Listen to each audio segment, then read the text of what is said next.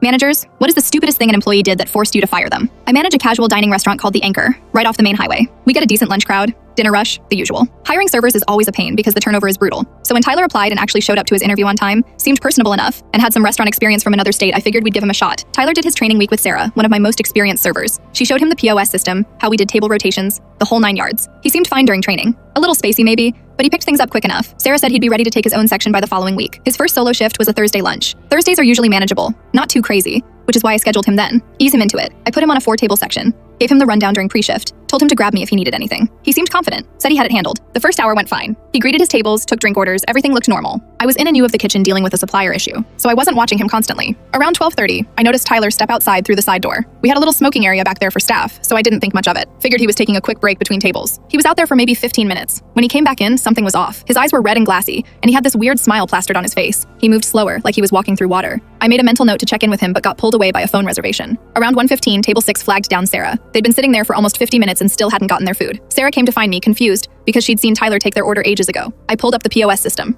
Nothing. No order for table 6 at all. Then table 8, also in Tyler's section, stopped me as I was walking past. Same story. They'd ordered 45 minutes ago. Where was their food? I checked the system again. Nothing from table 8 either. I found Tyler in the wait station, staring at the iced tea dispenser like it was the most fascinating thing he'd ever seen. When I asked him about tables 6 and 8, he blinked at me real slow and then his face went pale. "Oh no," he said. "Oh man, I forgot to put those in." He had their order tickets in his apron pocket, just never entered them into the system. I told him to go apologize to both tables immediately, comp their meals, and we'd talk after. He shuffled off, moving in slow motion, and I watched him give these rambling, overly sincere apologies to both tables. They were clearly annoyed but accepted the comped meals. Something about the whole situation felt wrong. Tyler wasn't just forgetful or overwhelmed. He was acting seriously weird. I went to find Marcus, my kitchen manager, and told him to keep an eye on things while I checked something. We have security cameras covering the dining room, kitchen, and the exterior doors. I pulled up the footage from earlier, found the timestamp when Tyler had gone outside, watched him walk out the side door, check over his shoulder, then pull something out of his pocket. He lit up a joint right there in our smoking area in full view of the camera, and proceeded to smoke the entire thing. Just stood there for 15 minutes getting completely baked before coming back inside. I felt my blood pressure spike. This kid had gotten high on his first real shift, forgotten to put in orders for multiple tables, and was now stumbling around my restaurant, clearly intoxicated.